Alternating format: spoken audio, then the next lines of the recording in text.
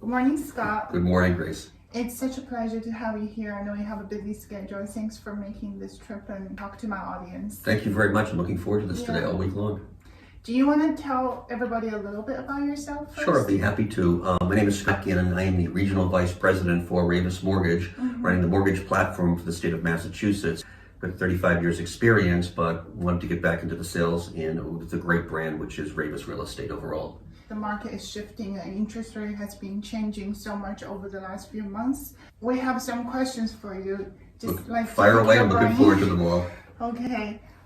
So do you think there is a lag between the Fed interest rate increase and the mortgage interest rate increase? It's a phenomenal question, and that's the perception that most people do in fact have. In fact, it's the exact opposite. When the Fed increases interest rates when they come out, the bond market has already been prepared for that. It's already been reacting. So you always see the increase in interest rates happening before the Fed actually increases interest rates. Interesting. Okay. One of the things that happens, for example, is that there could have been a 75 basis point increase last time, but the Fed only increased rates by 50. We actually saw rates drop a little bit that particular day, simply because it wasn't the expectation that the bond traders had thought about. I see. So in other words, that the mortgage interest rate would increase before the Fed interest rate Absolutely increase. correct. Yep. Do they increase by the similar marginal or? No, not as much, but they are increasing though on a relative scale basis, where rates went up by 50 basis points recently. Mortgage rates increased somewhere between 25 to 50 basis points. Now I have another question related to this. Perfect.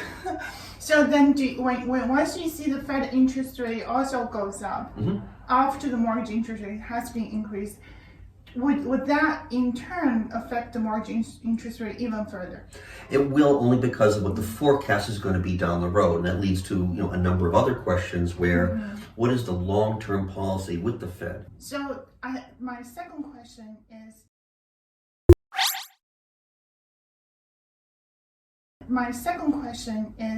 What has been the impact of interest rate increase on the home ownership affordability? Another phenomenal question. Yes, it has had some significant impact overall on how much you can afford on a monthly payment. But we need to look at it in a historical perspective overall.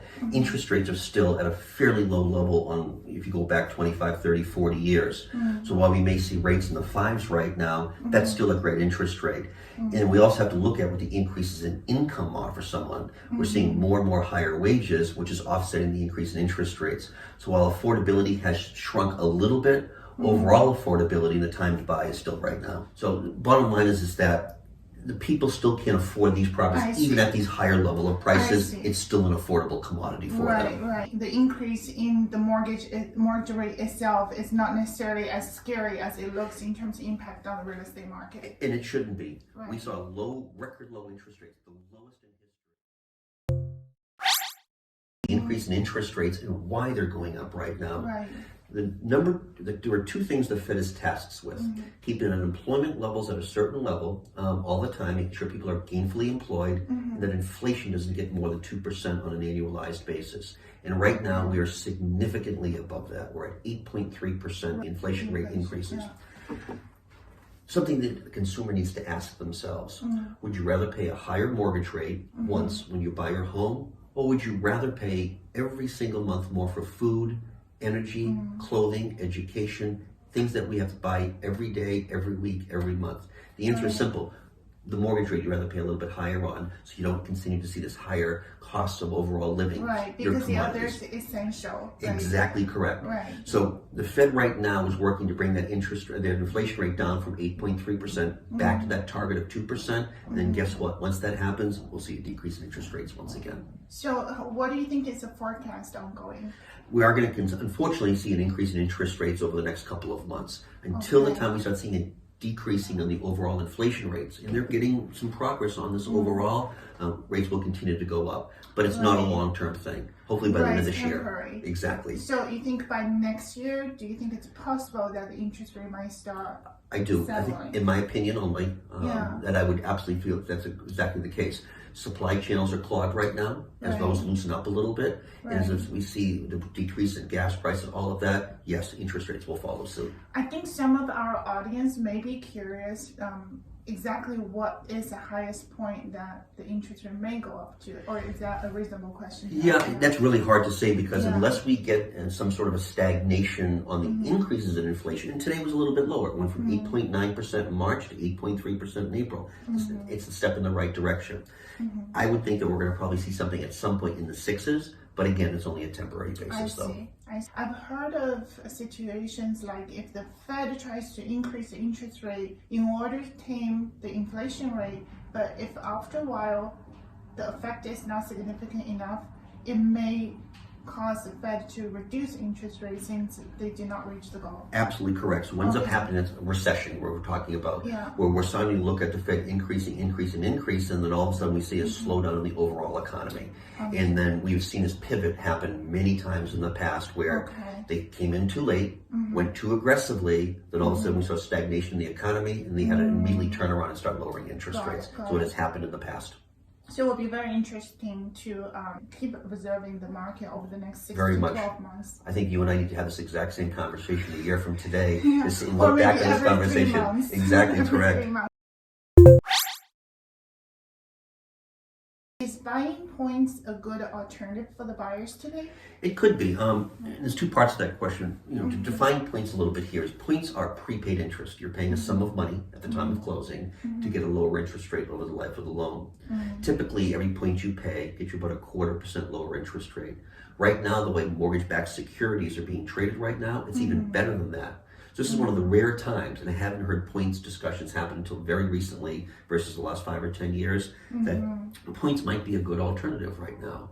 If you could pay a point and get a 0.5% lower interest rate, by all means, it should be something you should consider because points, in fact, are tax deductible.